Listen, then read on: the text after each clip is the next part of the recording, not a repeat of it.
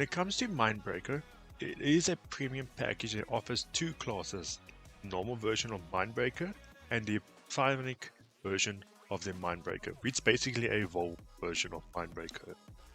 In order to obtain these two classes, you must have bought the 12k AC pack or the 40k AC pack and will be obtainable in the Book of Lore.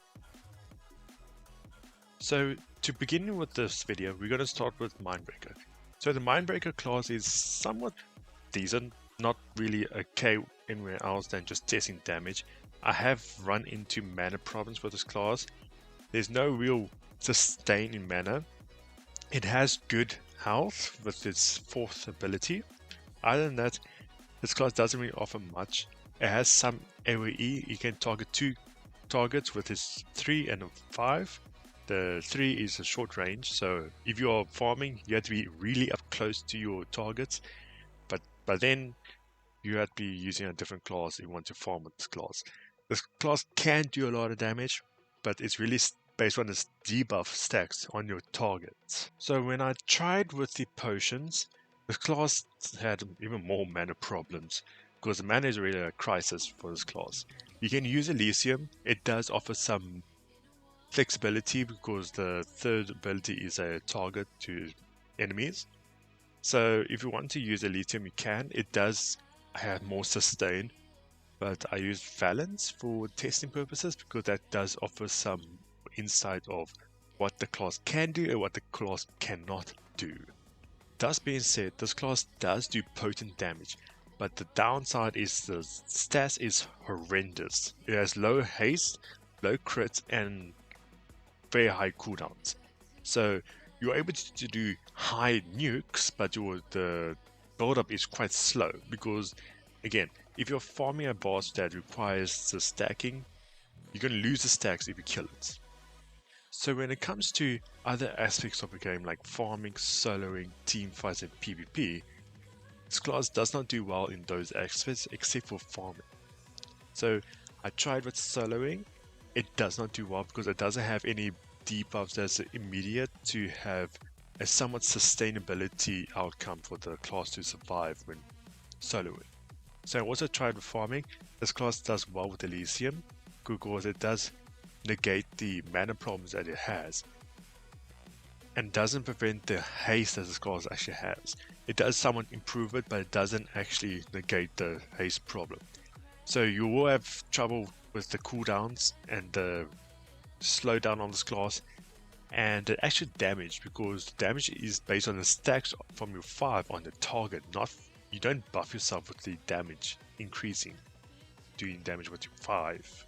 So there are better options for farming, and when it comes to bosses and team fights, this class does well, but if you're fighting a boss in the long term, this class does somewhat decent with its debuffs and stacking on the 5. But when it comes to quick bosses, I wouldn't suggest using this class for those type of bosses. Then I traded up for another boss like the God of the Depths. I have better outcome with that because the stacking on the 5, so it allowed me to do more damage. I'm able to cap on the 200k damage, but again, I still ran into mana problems and I still had issues with the long cooldowns. When it comes to PvP, I would not recommend it because it doesn't have any sustain and it doesn't have any auto hitting abilities than somewhat AoE abilities. So when it comes to Psionic MindBreaker, I'm just going to call it Evolved MindBreaker because it's basically a better version of MindBreaker. So when it comes to this class has more sustain and more damage, and it has more AoE. Though it has one less damage spell, it does come with more sustain for replacing it. Other than that, the damage on this class is way better than the original version. The 2 is an auto crit and auto hit. Same with the 4th ability, which is auto hit but it cannot crit. So when it comes to the sustain difference, it has a loop with its 3 and its 4 and a 3, where it sacrifices the health for mana and mana for health. So, and it's a guarantee, so you will not have a struggle with mana, even if you're using the honor potion, which increases the mana consumption. But There are some bugs with this class, with its 2 stacking ability, where it increases to 210% magical damage, and its 3, where it reduces mana cost by 50%, where it should have been 40%. So when it comes to potions, this class does extremely well with its constant and consistent damage. You will not have any troubles with its stacking ability unless you're soloing or farming. When it comes to teamfights, this class does consistent damage, which is perfect for if you're fighting any bosses that needs consistent damage.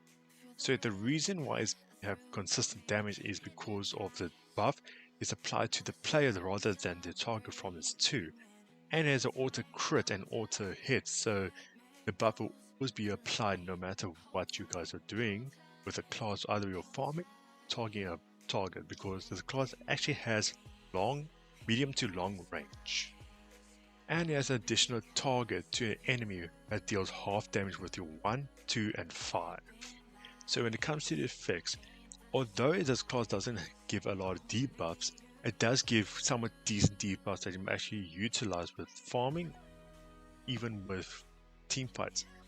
With the 4th ability, it does reduce defenses of the target, and with its from the 1, which is the auto, it does reduce the crit chance of the target that you are targeting, the enemy basically. So it does reduce that, which allows you to survive from any hard hitting bosses, but not all the bosses, because this class doesn't have any defenses that negates any targets. It does have a passive that does apply like periodically, like it's like 1% I believe, that makes this class go a little bit crazier, but again it's only 1%. You're not able to utilize it to the full potential if you're doing an ultra, because if you're doing an ultra you want to have a fastest run as possible. When it comes to farming, it might help you in a sense of its damage and haste buffs, but in a sense it will not really be dependable because only 1% is not going to help. Other than that, when it comes to ultras, this class is a beast. It does well with any bosses that requires you to kill a set mob before killing the other boss. So like Drago, Ultra Engineer, Cthulhu. But I wouldn't recommend on Drago because that's a disaster of a half. There's other mechanics that's total BS.